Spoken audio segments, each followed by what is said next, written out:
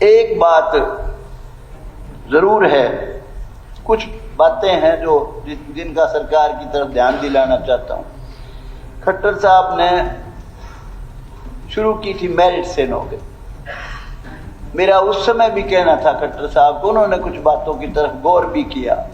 मैंने एक बार कहा था, मगर जी जो मेरिट में जिन्होंने सैकड़ों बहुत मुद्दत तक हरियाणा बनने के बाद राज किया है, बहुत आगे चले गए, जो मेरिट में पिछड़ गए, उनके लिए आपने क्या किया, क्या सोचा? तो खट्टर साहब ने 40 साल से ऊपर वालों के लिए, अविवाहित के लिए, मैंने कहा था कुआरे मर जाएंगे खट्टर साहब, ये बेचारे जो जिनको रोजगार नहीं मिला, तो 4000 रुपए उन्होंने पेंशन की थी। तो मेरा इस सरकार से आग्रह है, नायब सैनी जी की सोच बहुत अच्छी है, जिनको 4000 दिए हैं उनको HKRN में भर्ती करके 15-15 हजार रुपये, 16-16 हजार रुपये कर दे, ताकि उनका कोई माथे चोड़ कर दे, शादी हो जाए। और रुको भाई, देखो भाई,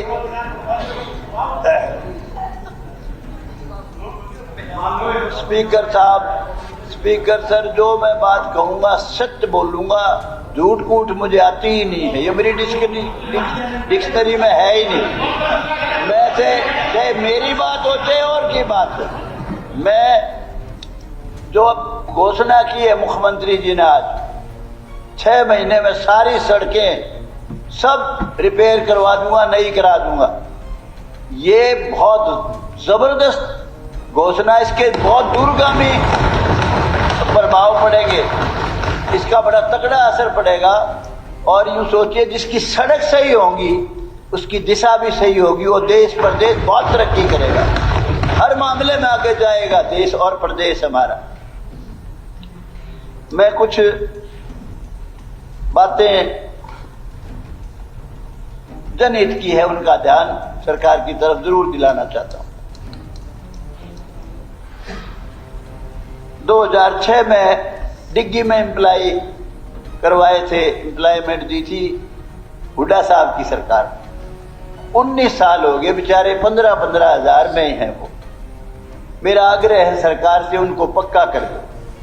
19 साल बहुत होते, रिटायर हो जाएंगे बेचारे 10-12 साल में। फर्ज तो था हुड्डा साहब का, 8 साल का उनका टेन्योर था, उनको चाहिए था पक्का करना। लेकिन मैं इस सरकार से आग्रह करता हूं, अब उनकी गलतियों की तरफ ध्यान ना दो, उनको नजरअंदाज कर दो। अब 19 साल हो चुके हैं, मेहरबानी करके उनको सबको पक्का किया जाए, ये मेरी सरकार से गुजारिश है। होमगार्ड के जवान, उनकी बहुत भारी बदीन माटी हो रही है बेचारों की। किसी ने भी 3 महीने के लिए लगाया, फिर छुट्टी कर दी, उसके बाद फिर और जिला बदल दिया। तो मेरा आग्रह है उनको अपने जिलों में जहां वो चाहते हैं रखा जाए और 12 महीने लगातार उनको नौकरी में रखा जाए, ये मेरा आग्रह है सरकार से। और जो ये बेचारे बिजली में टेक्निकल एम्प्लॉइज हैं, एक्सीडेंट हो जाता है, कोई मर जाता है, तो उन सब के लिए रिस्क अलाउंस सरकार जरूर घोषणा करे और लागू करे। और जो तालाब सूख गए हैं, सिर्फ तालाब लिखा हुआ है, तालाब है नहीं मौके पे। हमारे बांस गांव में 24 एकड़ के करीब जमीन है, उस पर तालाब लिखा गया, तालाब है ही नहीं मौके पे। और इसी तरह से उसी गांव में 2 जगह तालाब लिखा हुआ, तालाब नहीं है, उसको तालाब की श्रेणी से हटा के, कोई हाई कोर्ट या सुप्रीम कोर्ट का डिसीजन था, वो बिल्कुल सरकार कानून बना के खत्म करे। और जितने मवेशी हैं उनके लिए बिल्कुल साफ पानी नहरों का उसमें डले। आज जो तालाब है वो तो ऐसे हो रहे जिससे कैंसर पैदा होता है, पशु गंदा पानी पीते। और एक जो पेंशन होगी किसी की और कि कोई जॉब में है, उसका माता पिता 3-3 हजार 3200 पेंशन लेता है, उनको रीइंबर्समेंट नहीं मिलता बेचारों को। उनके लिए रीइंबर्समेंट होना चाहिए। जब वो इलाज कराते हैं, गरीब एम्प्लॉय सह नहीं पाता, वो ना पेंशनर ना एम्प्लॉय। और एक जो मनोहर लाल जी खट्टर जी ने जिस तरीके से इलीगल कॉलोनियां लीगलाइज की थी, बहुत बहुत बड़ा काम किया था उन्होंने, बहुत तगड़ा काम किया था।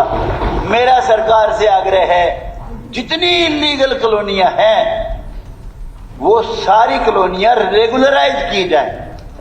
जो भाई ये आवाज उठाते हैं, कुछ भाई यहां से भी आवाज उठा रहे थे कि जी फलानी जगह वो बन गया, वो इलीगल बनाने लग रहे हैं, पहले रजिस्ट्री कराते हैं बेचारे, पैसे देते हैं, सरकार को लाभ होता है, उसके बाद वो मकान बनता है, जब भी पैसे ले जाते हैं कई लोग, और मकान बनने के बाद खुद के कागजे पर हाथ रख के देखो, वो अगर कोई गिरा दे या इलीगल ही रहे तो कितना बड़ा जुल्म है। तो मेरा सरकार से आग्रह है, सारी कॉलोनियां लीगल करें, एक भी इलीगल ना छोड़े, मेरा सरकार से आग्रह। अध्यक्ष महोदय, ये सरकार बहुत गजब की सरकार है, बहुत बढ़िया सरकार है।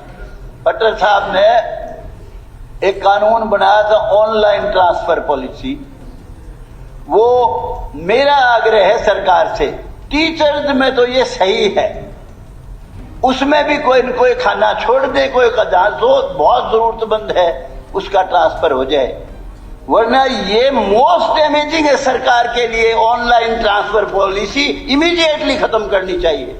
एक बहुत जरूरतमंद आदमी है, जिसका बाप मर गया, जिसका किसी का पति मर गया, और वो मेवात में नौकरी कर रही है, हिसार की रहने वाली है, ऑनलाइन डीपला की या क्लर्क की या कोई नौकरी 15,000 वाली भी, 16,000 वाली भी, HKRN की भी, कहते हैं जी पॉलिसी ही नहीं है। मेरा सरकार से आग्रह, उन सब से मांगो दरखास्त कि भाई आप जहां जाना चाहते हो वैकेंट पोस्टें सारी भरो, वरना बहुत नुकसान हो जाएगा सरकार को इस ऑनलाइन पॉलिसी की वजह से। अध्यक्ष महोदय, एक जो टेंडर पॉलिसी है, विशेष तौर से धर्मशालाओं में, कई बार मैं मुख्यमंत्री जी से कह चुका, कई बार मैं खट्टर साहब से भी कह चुका था। अब चौपाल में दिए किसी ने 10 लाख रुपए, उसका टेंडर होगा, चौपाल बनने लग रही है, 1 करोड़ की उनकी लगेगा उसमें, और 10 लाख किसी MLA ने किसी भी हिसाब से दिए, किसी वेगी से दिए या किसी डी प्लान से दिए, कहते जिसका टेंडर लगेगा, टेंडर ले लिया किसी ने 8 लाख में, और उसके बाद GST, उनका JE, SDO, एक्सियन सबका कमीशन, और उसके बाद ठेकेदार कहता है मैंने भी तो कुछ खाना है इसमें, आधा पैसा भी नहीं लगता। अध्यक्ष महोदय, आपके माध्यम से मैं मुख्यमंत्री जी को कहना चाहता हूं, सुन रहे हो तो, e tendering must be stopped immediately for registered संस्थाएं, जो जितने भी ये धर्मशाला है, कम्युनिटी सेंटर है, कुछ भी है। अध्यक्ष महोदय, जो एम्प्लाई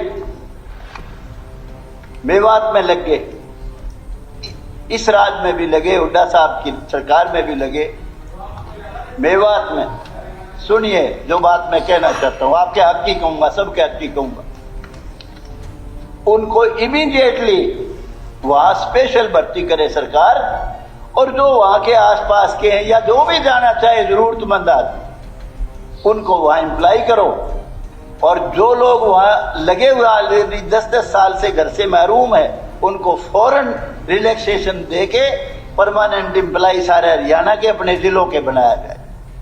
अध्यक्ष महोदय, और ये देखो जी, ये भी सिपाही है चंडीगढ़ में, यूटी में, इसकी 70,000, हमारी जी 20,000, मेरी 14 साल की सर्विस होगी, मेरी 40,000, उसकी 80,000।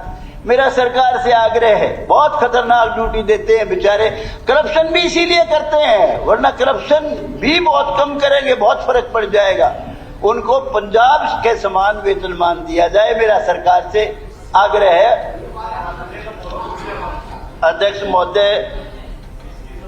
महोदय, मैं नहीं कहता कि आज नायब सरकार, नायब सिंह सैनी सक्षम है कि नहीं, आई थिंक सक्षम नहीं है।